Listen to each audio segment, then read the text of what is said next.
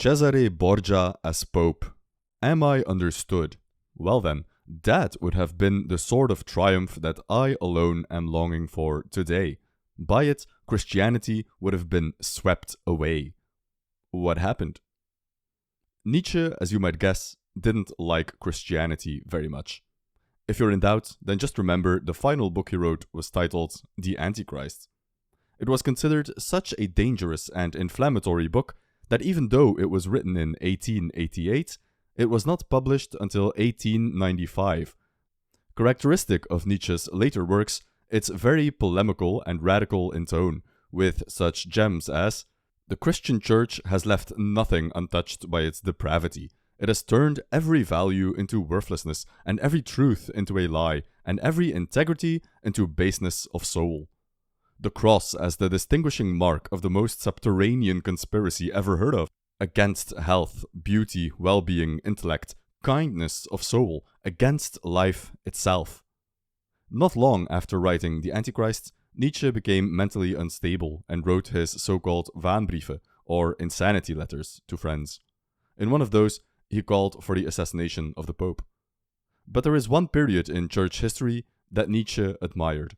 The period during which Christianity, from the very center of the Catholic faith in Rome, abandoned its principles, and the Holy See in the Vatican became the epicenter of debauchery and licentiousness. Of course, we're speaking of the Italian Renaissance and the infamous popes from that era, and more specifically, we're speaking of the House of Borgia. We have Rodrigo Borgia, also known as Pope Alexander VI, and his son, the ruthless Cesare Borgia. Nietzsche's statement that he wanted to see Cesare Borgia as Pope might be provocative, but it's not strange. The so-called Renaissance popes have been reviled by history as corrupt, power-hungry, even atheistic hypocrites. They stood opposed to all Christian dogma, and that's precisely why Nietzsche liked them. And Cesare Borgia, even though he didn't become a pope himself, unlike his father, is singled out by Nietzsche for one reason and one reason alone: his will to power. But we'll get into that. So let's dig a little deeper. Pour yourself some coffee, black of course, and let's explore Nietzsche's love for the Renaissance, his admiration for Cesare Borgia, and ultimately, where he thinks history went wrong. To understand Nietzsche's provocative claim, we must first understand Cesare Borgia, a central figure in Renaissance Italy's turbulent political landscape. As the son of Pope Alexander VI, Borgia operated within a church notorious for its corruption. Alexander VI, born as Rodrigo Borgia in Spain, had a long ecclesiastical career before he became Pope himself, and he amassed a huge fortune and powerful influence in the meantime. And from his election to the papacy onwards, he did everything he could to advance the interests of his family, his son Cesare in particular. A military commander and a gifted strategist, Cesare conquered large parts of Italy and carved out a small state for himself in the Romagna, employing tactics marked by cunning, betrayal, violence, and the poisoning of his enemies. Niccolò Machiavelli, in The Prince, admired these qualities of Cesare, while contemporaries condemned him as a symbol of moral depravity, implicated in murder and political scandal. In fact, speaking of The Prince, Machiavelli's masterpiece is full of praise for Cesare Borgia. His only weak point, Machiavelli concludes, is failing to keep the favor of Julius II, an old enemy of his father's, when he ascended to the papacy. Not long after, Cesare lost all his conquests, and he died in Spain after being ambushed by a party of knights. There's a great biography of Cesare Borgia, written by Raphael Sabatini, that I can heartily recommend. It's in the public domain, so you can even read it for free on Gutenberg. If you want a paperback, I'll leave an Amazon link in the description. So, when Nietzsche says, "Imagine if Cesare Borgia had been Pope," what he is saying, in effect, is, what if a power-hungry warlord, a cunning, sly, life-affirming military man had taken up the holiest seat in Christendom? What would the effect have been on history and on Christianity? Christianity would have been destroyed from the inside out, something would have taken place that Nietzsche desperately wanted to take place, something that pops up time and time again in his writings, a transvaluation of values. In many ways, you can say the transvaluation of values is where Nietzsche's entire philosophy comes together. In fact, The Antichrist, the book where he talks about Cesare Borgia as Pope, was to be the first of a major 4-part work that would collectively be titled The Transvaluation of All Values. Unfortunately, he never got around to writing the other 3 parts. They still survive in the form of notes that were compiled into a work that is now known as The Will to Power. The transvaluation of values is Nietzsche's call to radically reassess and overturn the moral frameworks that dominate Western culture, particularly those rooted in Christianity. He argues that traditional morality, centered on humility, compassion, and self-denial, emerged from a so-called slave morality that glorifies weakness and suppresses humanity's natural instincts for power, creativity, and self-assertion. This morality, Nietzsche contends, was imposed by the weak, let's say oppressed groups like early Christians, to subvert the strong, the nobility classes. They did so not through a victory in the real world. The interesting thing about this victory of the weak is precisely that they were victorious in spite of being weak. So how exactly did that happen? It happened because they chose for their battlefield not the physical world, but the spiritual world. The revolt of the slaves in morals begins in the very principle of resentment becoming creative and giving birth to values, a resentment experienced by creatures who, deprived as they are of the proper outlet for action, are forced to find their compensation in an imaginary revenge. Slave morality is defined by what Nietzsche calls an imaginary revenge, as opposed to a real revenge. The slaves, just a shorthand way of pointing to whoever is weak in any given society, lack the physical power to do what they really desire, and that is, inflicting violence on their enemies. But they can't do this, so they retreat to the world of imagination and inflict their revenge there. How do they do this? By giving birth to values that are opposed to the aristocratic values of the strong. If it's good to be wealthy, to enjoy conquest, to chase glory, to be on top, then in the hands of the slaves, spearheaded by the priestly class, these things become evil, and their opposites, poverty, powerlessness, and humility, become good instead. Nietzsche argues that the story of Western civilization, and the ascendancy of Christian morals in particular, has been the history of a slave revolt in morals. The natural morality of the strong, delighting in their strength and glory, has been subverted and turned on its head, and Western culture took the opposite direction, towards the Christian ideal. Nietzsche's project, then, is for us to realize this, recognize the psychological damage this slave revolt has caused, and flip morality on its head yet again. Thus, the transvaluation of values. By the way, this is an extremely simplified version of Nietzsche's grand thesis in his masterpiece, The Genealogy of Morals. We've done a full 1-hour breakdown of that book right here on the channel, so check the link in the description if you're interested. So, the history of Western civilization is the history of Christian morality slowly but surely turning traditional aristocratic morality on its head, by emphasizing the spiritual over the material, by encouraging a withdrawal from the world, instead of an engagement with the world. But what does this have to do with Cesare Borgia and the Renaissance? Well, the Renaissance is an exception. Is it understood at last? Will it ever be understood what the Renaissance was? The transvaluation of Christian values, an attempt with all possible means, all instincts, and all the resources of genius to bring about a triumph of the opposite values, the more noble values. This has been the one great war of the past. There has never been a more critical question than that of the Renaissance. It is my question too. There has never been a form of attack more fundamental, more direct, or more violently delivered by the whole front upon the center of the enemy. The Renaissance is a short period where this big progression of history, for a moment, reverses course. It's a transvaluation of a transvaluation, a temporary return to the aristocratic moralities of old before Christianity-inspired slave morality took over mankind and started its march through history. It's a time of opulence, of shameless desire for power, of conquest, of the papacy controlling actual real-world armies, a time of artistic flourishing, and a time of high culture.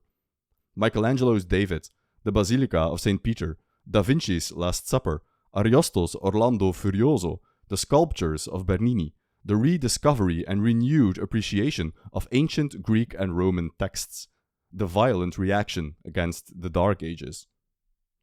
Perhaps above all, it's a time of truly autonomous thinking, reason freeing itself from the straitjacket of religious dogma, which would lead ultimately to the Age of Enlightenment. Centuries before Nietzsche had proclaimed it, Voltaire was already seen as the harbinger of the death of God. And what made the Renaissance so interesting in the eyes of Nietzsche is that this reversal happened right in the center of Christianity, in the Vatican, in Rome. In the Genealogy of Morals, Nietzsche asks the reader a rhetorical question.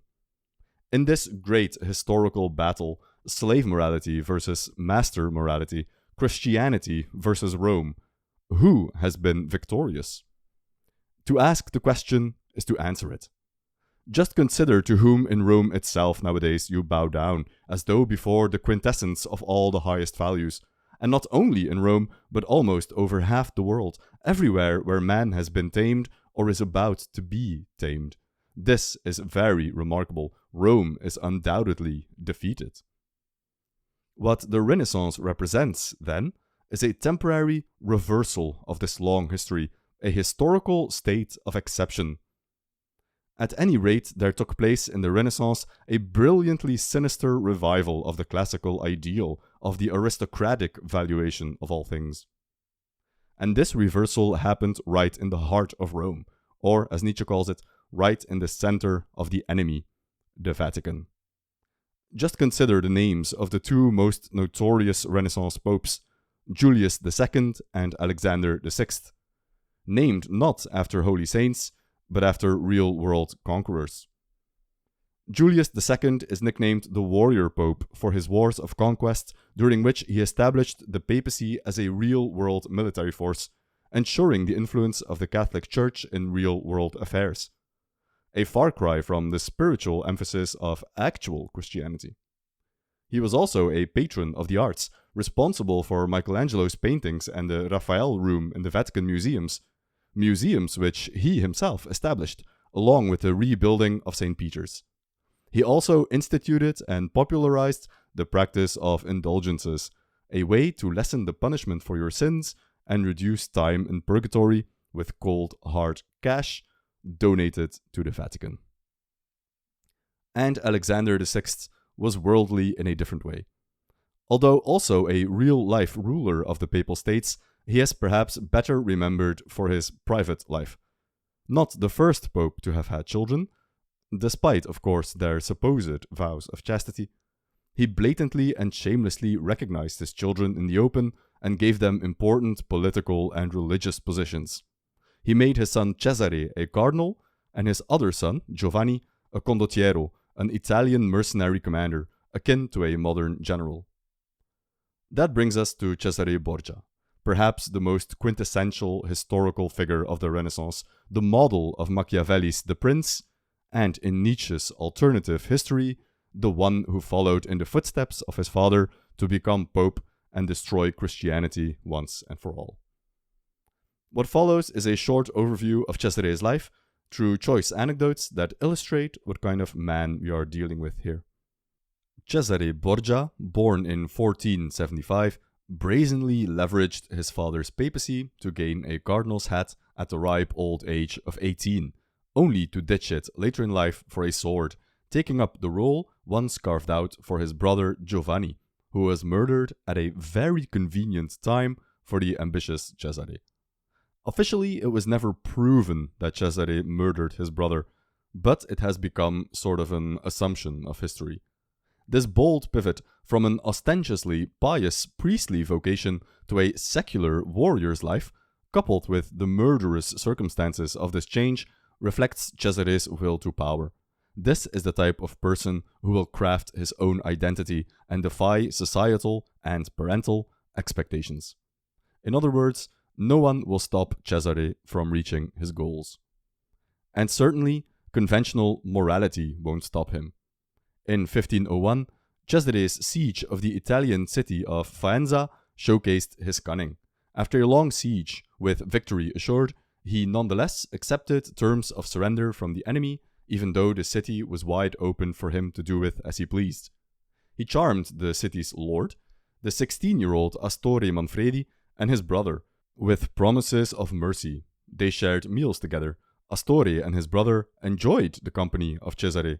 They accompanied him to Rome. They were taken to the Castel Sant'Angelo, and they were never seen again until their bodies were found in the Tiber River. As Raphael Sabatini writes in his biography of Cesare Borgia, the ugliest feature of the case is not the actual assassination of the young men, but the fact that Cesare had pledged himself that Astore should be free to go and yet had kept him by him. At first, it would seem, in his train, and later as a prisoner, until he put an end to his life. It was an ugly, unscrupulous deed.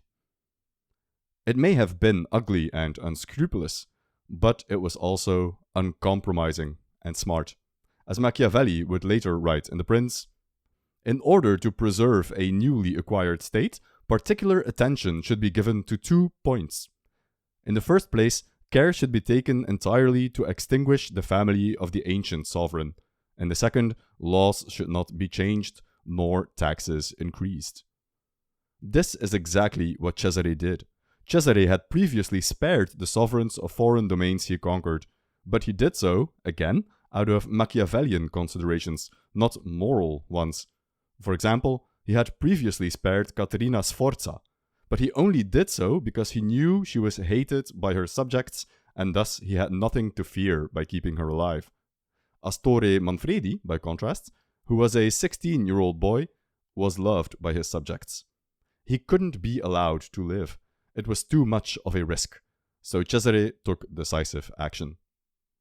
This is a prime example of the type of relentless action unconstrained by morality that Nietzsche admired in people like Cesare, and which he saw as a quintessential characteristic of the transvaluation of values in the Renaissance. But it's nothing compared to Cesare's masterpiece, a cunning, traitorous political scheme that Machiavelli himself called the beautiful stratagem, the Senigallia massacre. By the end of 1502, Cesare had gone through the Romagna like a comet, conquering territories and deposing of many lordships, often through treachery and without firing a single shot. However, some of his military captains, fearing his cruelty, conspired to set up a plot against him. One thing to keep in mind, though, is that, while Cesare could be extremely cruel to his enemies, he tended to treat his subjects very well. For this reason, these rebellious captains had to work much harder for their coup than expected. Cesare got wind of the plot. He recalled his loyal captains to the city of Imola and simply waited for the plot to fail without interfering. He then invited the rebellious captains to a meeting in the town of Senigallia, feigning reconciliation and, in doing so, cleverly separating them from their armies. He invited them to a lavish banquet, played the role of forgiving and gracious host, and then had all of them strangled, a masterstroke of treachery. You might wonder why these treacherous captains, who plotted against Cesare precisely because they feared his cruelty, would nevertheless agree to have a one-on-one dinner with him. Sabatini has the following to say about it. Were these captains mad to suppose that such a man as Cesare Borgia could so forget the wrong they had done him and forgive him in this easy fashion, exacting no amends? Were they mad to imagine that one so crafty as Valentinois would so place himself into their hands, the hands of men who had sworn his ruin and death? Truly, mad they must have been, rendered so by the gods who would destroy them. It's indeed somewhat of a mystery to history just why these rebellious captains would so easily give themselves up to Cesare. Sabatini doesn't get any further than a poetic allusion to the gods of fate. He doesn't give a real reason, and we never get any. Perhaps it's simply a testament to Cesare's legendary charisma and capacity for lying. Or perhaps they were simply too afraid of Cesare's wrath, knowing he'd come for them sooner or later anyway, and taking him up on his offer for a dinner of reconciliation seemed to them to offer at least slightly better chances of coming out of all of it alive. The Duke's reception of them was invested with that gracious friendliness of which none knew the art better than did he, intent upon showing them that the past was forgiven and their offences against himself forgotten.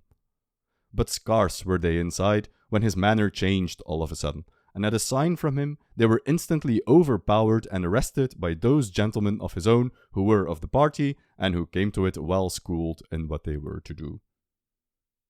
This was Cesare's masterstroke. As we mentioned, Machiavelli called it the beautiful stratagem, and the massacre at Senigallia has come to be known as the ultimate example of what we would call Machiavellianism today, a politics based on getting results through whatever means, including treachery, feigning friendship, and brutal murder. Not long after this, however, Cesare's father, Pope Alexander VI, died, and his successor, Julius II, an age-old enemy of the Borgia family, withdrew all support for Cesare, bleeding him dry militarily and financially. Often forgotten is the fact that in between Alexander and Julius, there reigned another pope, Pius III, and he was actually a supporter of Cesare, but as fate would have it, 26 days after becoming pope, he died. Julius II defeated Cesare at his own game. He promised his support, but upon ascending to the papacy, he betrayed Cesare.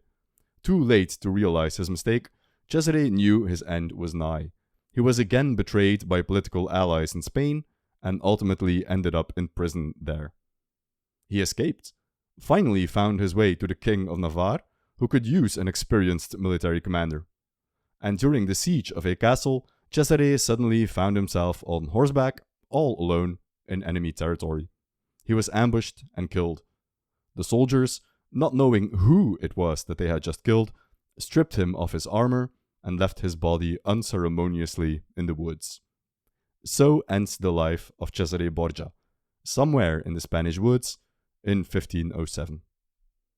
His failure to keep the papal favor after the death of his father was Machiavelli's greatest criticism of Cesare, whom he otherwise viewed as the ideal type of leader in his work The Prince.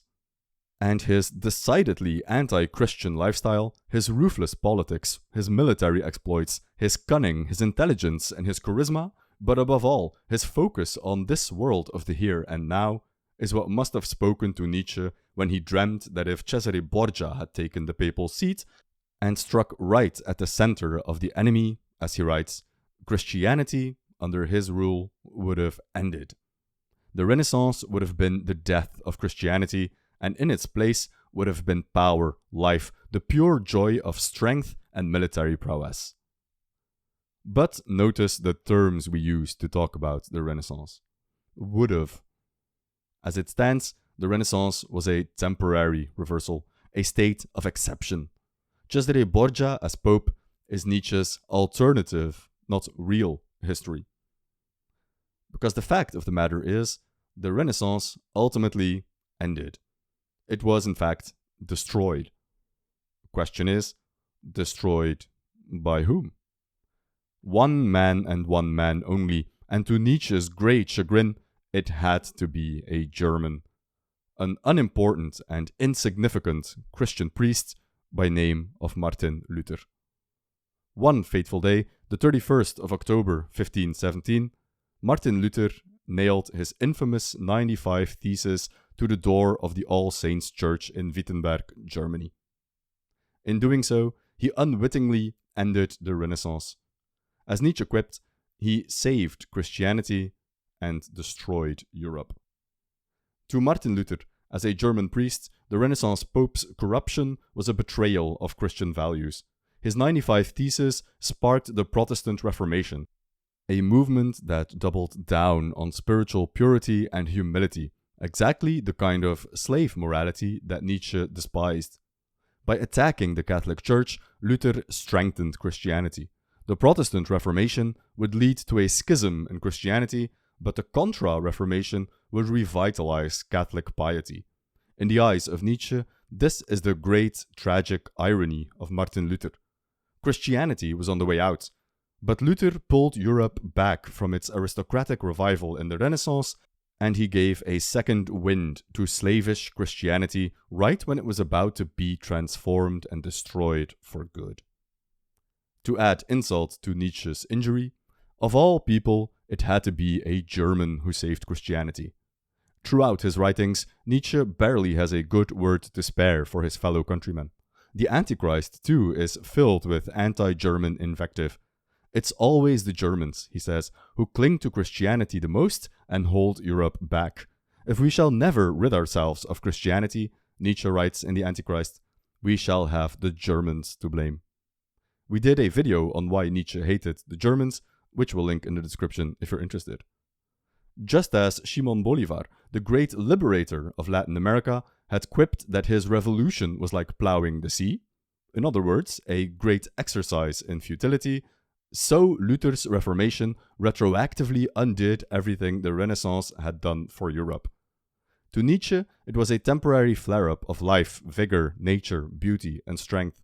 We owe many of the world's greatest masterpieces to the Renaissance and the ludicrous spending habits of the Renaissance popes. It was a period of genius, something totally exceptional for Europe, a great reservoir of life force not seen since the days of ancient Athens. And in Nietzsche's eyes, it was all for nothing. All the work undone by a fellow German. What remains is Nietzsche's fantasy of an alternative history, imagining how things could have been different. Cesare Borgia in the papal seat, Christianity getting replaced by something new, something different, something Machiavellian, something beyond good and evil. Nietzsche's vision of Cesare Borgia as Pope was more than a provocative thought experiment. It was a call to rethink the values that shape our world. The Renaissance, with its opulence and embrace of earthly values, its celebration of life, showed what was possible when humanity embraced its will to power and focused its energy on the here and now. Yet, Martin Luther, in saving Christianity, pulled Europe back into the grip of slave morality and Hinterwelt philosophies. Today, Nietzsche's challenge remains. Can we break free from inherited values and create our own? Thank you for watching. It's a lot of fun to take one sentence of Nietzsche and turn it into a bigger deep dive. At the same time, we're always looking for other philosophers, themes, even books or paintings to tackle. If you have suggestions, please leave them in the comments below. Not that many of our viewers are actually subscribed, so if you enjoyed this video, then your subscription and your like is greatly appreciated. There's more content on the way, as always. If you enjoyed the work we do, the best way to help out is by taking a look at our Patreon. We have exclusive videos on there, and Patreon is really what keeps the channel alive. So thank you to everyone who supports us on there. Check out the link in the description. And finally, this video drew heavily on two big themes in Nietzsche's writings. First, anti-Christian sentiments, and second, his dislike of the German people. We've done a deep dive into the Antichrist, as well as a dedicated video on why exactly he hated the Germans, and Luther in particular. Check those out if you're interested.